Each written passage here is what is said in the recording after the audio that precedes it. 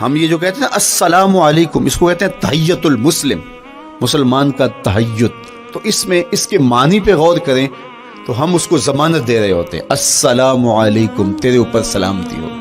تو ہم اپنی جانب سے اسے ضمانت دیتے ہیں، میرے بھائی میری جان سے، میری طرف سے تیری عزت، تیری جان، تیری آبرو سلامت ہے. اب میری جانب سے تو پریشان نہیں ہونا، میں تجھے سلامتی کی ضمانت دیتا ہوں. اور وہ آگے سے کیا کہتا ہے، وعلیکم السلام. میرے بھائی پھر میری جانب سے بھی تیرا سب کچھ محفوظ ہے. اگر سلام کا مفہوم اچھی طرح ہماری روحوں میں اتر جائے تو پھر ایسا ہو نہیں سکتا کہ ہم جس کو السلام علیکم کہہ دیں پھر اس سے ہم دھوکہ کریں یا اس کی آبرو پہ حملہ آور ہوں یا اس کے مال پہ حملہ آور ہو جب السلام علیکم کہہ دیا. کیونکہ جو ہمیں لفظ بولنے کے لیے کہا گئے اس کے پیچھے فلسفہ ہے لفظوں کا. یہ پھول ہیں، ان کو دیکھ کر سبحان اللہ کہنے کا کہا گیا ہے. پہاڑوں کو دیکھ کے اللہ اکبر کہنے کا کہا گیا ہے. پہاڑوں کو دیکھ کے سبحان اللہ کہہ دیں اور پھولوں کو دیکھ کے اللہ اکبر کہہ دیں، ایسا کیوں نہیں کہہ دیتے؟ لیکن نہیں، اس لیے کہ جب پہاڑوں کو دیکھتے ہیں تو دل میں ان کی ہیبت پیدا ہوتی ہے. اتنے بڑے پہاڑ، سمندر کو دیکھتے ہیں تو اس کی ہیبت پیدا ہوتی ہے. اتنا بڑا سمندر تا حد نظر پھیلا ہوا، تو جب اس کی بڑائی پیدا ہونے لگتی ہے تو فوراً پلٹایا گیا اللہ کی بڑائی کی طرف اور کہا بول اللہ اکبر، یہ نہیں میرا اللہ بڑا ہے. اور پھول کو جب دیکھا تو اس کی لطافت کی طرف الجھنے لگے. کتنا خوبصورت ہے، درزوں میں کیسے خوشبو بسی ہوئی ہے، کیسے رنگ ہیں، کیسے جمال ہیں. اللہ اکبر. وہ کیا کسی نے کہا تھا نا کہ درزوں کی لطافت میں خوشبو نے اماں پائی، گل چیرنے والے نے کس شان سے چیرا ہے.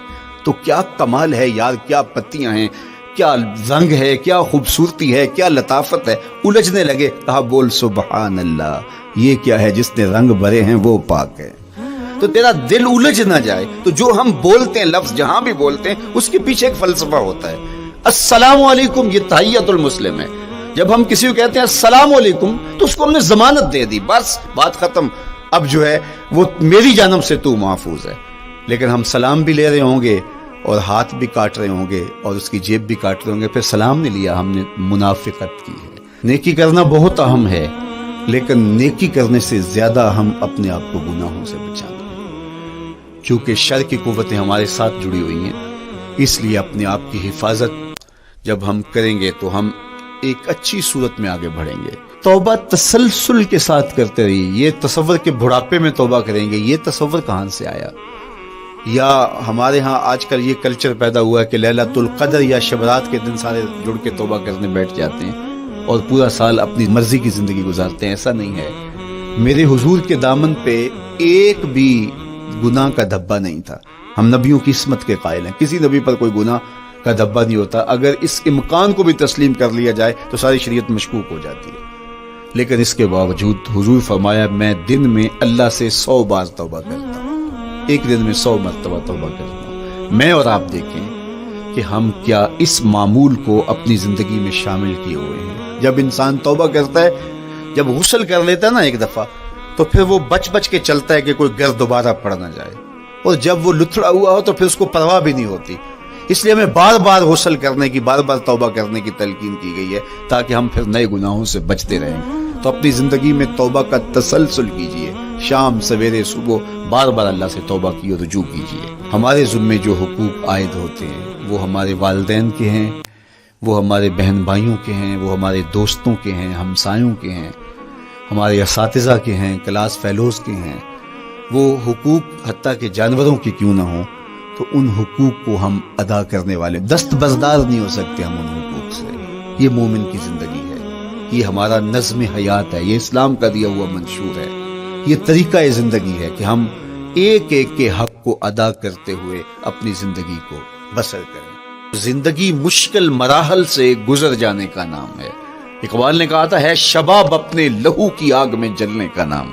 یہ زندگی آسان نہیں ہے، یہ حالات کی تلخیوں کا مقابلہ کرنے کا نام ہے، یہ ضبط نفس کا نام ہے، یہ اپنے من کی تربیت کا نام ہے. حضرت امام راضی لکھتے ہیں کہ جب بچہ شکم مادر میں ہوتا ہے تو وہ 3 پردوں میں ہوتا ہے، ایک جھلی کا پردہ، ایک رحم مادر کا پردہ اور ایک پیٹ کا پردہ. تو 3 پردوں میں وہ بیچارہ بڑی عجیب سی حالت میں ہوتا ہے. یہ اس کا پہلا مرحلہ ہے تخلیق کے بعد. اس کے بعد پیدائش کا دوسرا مرحلہ ہے. یہ زچہ بچہ دونوں کے لیے موت و حیات کے مرحلے ہوتے ہیں. اس کے بعد وہ پیدا ہوا، اس دنیا پہ آیا، تو اس کی مشکل کیا ہے؟ زبان ہے، بولنا نہیں جانتا، دیکھتا ہے پہچان نہیں سکتا، سنتا ہے سمجھ نہیں سکتا، ہاتھ ہیں پکڑ نہیں سکتا، ٹانگیں ہیں چل نہیں سکتا. کتنی مشکل بن گئی. یہ سب کچھ چیزیں ہونے کے باوجود بھی وہ بے بس دکھائی دیتا ہے. اس کو دودھ مانگنے کے لیے بھی رونا پڑتا ہے. تو یہ ایک مرحلہ تھا. پھر آہستہ آہستہ اس نے بولنا سیکھا، ایک ایک حرف کر کے، لفظ لفظ جوڑ کے وہ جملے مکمل کرتا رہا. آج تو زبان کا طوطی بولتا ہے. آج تو بات کریں تو جو ہے وہ ماحول تھم جاتا ہے. لیکن انسان ذرا پلٹ کے آغوش مادر میں تیری ماں نے ایک ایک حرف تجھے سکھایا تھا، ایک ایک لفظ تجھے سکھایا تھا، لفظ لفظ کر کے، حرف حرف کر کے جملے بنے. اور آج تیری گفتار کی شوخی کے تذکرے زمانے میں ہیں تو پھر تجھے بولنا سکھایا. تو چل نہیں سکتا تھا، آج تیری جو ہے وہ جولانیاں دیکھنے والی ہیں. تیری رفتار کو کوئی چھو نہیں سکتا ہے. تیری آنکھوں کی بجلیاں آج عقابوں سے بڑھ کر ہیں. آج تیرے کانوں کے اندر نغموں کا جہاں آباد ہے. آج تیرے ہاتھوں کی گرفت کے آگے شیر غراں بھی ہو تو وہ بھی بے بس ہو جاتا ہے. لیکن دیکھ تو کتنا مجبور تھا. اچھا چلو وہاں سے آگے آئے. پھر زندگی کو سیکھنا پڑتا ہے، آداب سیکھنے پڑتے ہیں، کس سے کیا بات کرنی ہے سیکھنا پڑتا ہے. آگے بڑھے، جوانی کی دہلیز پہ پہنچے. جوانی انسانی کی زندگی کا باقپن ہوتا ہے، عروج ہوتا ہے. اللہ اکبر. لیکن جوانی کو تقدس معاب رکھ کے منزل تک پہنچانا یہ سب سے مشکل مرحلہ ہوتا ہے. چونکہ جذبات بے قابو ہیں، خواہشیں آوارہ ہیں، اور تا حد نظر نظارے ہی نظارے جو دل کو کھینچتے ہیں. کائنات میں سب سے قیمتی جوہر حضرت انسان کا اس کی عصمت کا جوہر ہے. اور سب سے حسین چہرہ وہ ہے جو جنسی کالک سے اپنے آپ کو بچا لے. تو جوانی ہو، باقپن ہو، اور پھر اپنی خواہشات کو بے قابو نہ ہونے دیا جائے، سب سے مشکل مرحلہ پوری زندگی میں یہ آتا ہے. کسی نے کہا تھا کتاب زیست کا ایک اور باب بیت گیا، شباب بیت گیا، ایک عذاب بیت گیا. تو شباب کا ختم ہونا اور اس کو خیریت سے منزل تک پہنچنا یہ کتنا بڑا مشکل مرحلہ ہوتا ہے. جس کا جوانی میں باطن کا چہرہ مسخ ہو جاتا ہے اور جنسی کالک سے جو چہرہ آلودہ ہو جاتا ہے، اس کا عفت کا دامن داغدار ہو جاتا ہے. تو اس لیے وہ چہرہ تاباں ہے، وہ چہرہ روشن ہے، وہ چہرہ منور ہے جو اپنے آپ کو کالک نہیں لگنے دیتا اور اپنی عصمت کی حفاظت کرتا ہے. تو یہ مشکل ترین لمحہ تھا. اس کے بعد امام راضی کہتے ہیں اب شادی کا مرحلہ ہوا تو پہلے خود اپنی ذمہ داری تھی، اب کسی کا بوجھ بھی اٹھانا پڑا، یہ اگلی مشکل آ پڑی. پھر بچے ہوئے تو پھر اپنی زندگی تو ختم ہو گئی. پھر بڑھاپے میں چلے جائیں، ارذل العمر تک چلے جائیں، یہ ساری زندگی مشکلات. لقد خلقنا الانسان فی کبد.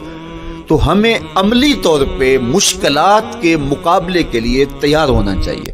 میں اور آپ اگر زندگی کے اس فلسفے سے آگاہ نہیں ہوں گے کہ زندگی مشکلات کا مجموعہ ہے، حالات کی تلخیاں ساری زندگی ہمارے ساتھ رہیں گی، تو کوئی بھی تکلیف، کوئی بھی اذیت، کوئی بھی ایسا واقعہ جو ہم نہیں چاہ رہے ہوں گے وہ روح پذیر ہوگا تو ہم گھبرا جائیں گے اور پھر اس وقت ہم دکھی ہو جائیں گے. اس لیے ہمیں عملاً اپنے آپ کو اس بات کے لیے آمادہ کرنا پڑے گا کہ زندگی ان حالات کی تلخیوں سے ٹکرانے کا نام ہے اور ساری زندگی ہمیں ان مراحل سے گزرتے رہنا پڑے گا. جوانی ہو، باقپن ہو، اور پھر اپنی خواہشات کو بے قابو نہ ہونے دیا جائے، سب سے مشکل مرحلہ پوری زندگی میں یہ آتا ہے. کسی نے کہا تھا کتاب زیست کا ایک اور باب بیت گیا، شباب بیت گیا، ایک عذاب بیت گیا. تو شباب کا ختم ہونا اور اس کو خیریت سے منزل تک پہنچنا یہ کتنا بڑا مشکل مرحلہ ہوتا ہے. جس کا جوانی میں باطن کا چہرہ مسخ ہو جاتا ہے اور جنسی کالک سے جو چہرہ آلودہ ہو جاتا ہے، اس کا عفت کا دامن داغدار ہو جاتا ہے. تو اس لیے وہ چہرہ تاباں ہے، وہ چہرہ روشن ہے، وہ چہرہ منور ہے جو اپنے آپ کو کالک نہیں لگنے دیتا اور اپنی عصمت کی حفاظت کرتا ہے. تو یہ مشکل ترین لمحہ تھا. اس کے بعد امام راضی کہتے ہیں اب شادی کا مرحلہ ہوا تو پہلے خود اپنی ذمہ داری تھی، اب کسی کا بوجھ بھی اٹھانا پڑا، یہ اگلی مشکل آ پڑی. پھر بچے ہوئے تو پھر اپنی زندگی تو ختم ہو گئی. پھر بڑھاپے میں چلے جائیں، ارذل العمر تک چلے جائیں، یہ ساری زندگی مشکلات لقد خلقنا الانسان فی کبد. تو ہمیں عملی طور پہ مشکلات کے مقابلے کے لیے تیار ہونا چاہیے. میں اور آپ اگر زندگی کے اس فلسفے سے آگاہ نہیں ہوں گے کہ زندگی مشکلات کا مجموعہ ہے، حالات کی تلخیاں ساری زندگی ہمارے ساتھ رہیں گی، تو کوئی بھی تکلیف، کوئی بھی اذیت، کوئی بھی ایسا واقعہ جو ہم نہیں چاہ رہے ہوں گے وہ روح پذیر ہوگا تو ہم گھبرا جائیں گے اور پھر اس وقت ہم دکھی ہو جائیں گے. اس لیے ہمیں عملاً اپنے آپ کو اس بات کے لیے آمادہ کرنا پڑے گا کہ زندگی ان حالات کی تلخیوں سے ٹکرانے کا نام ہے، اور ساری زندگی ہمیں ان مراحل سے گزرتے رہنا پڑے گا.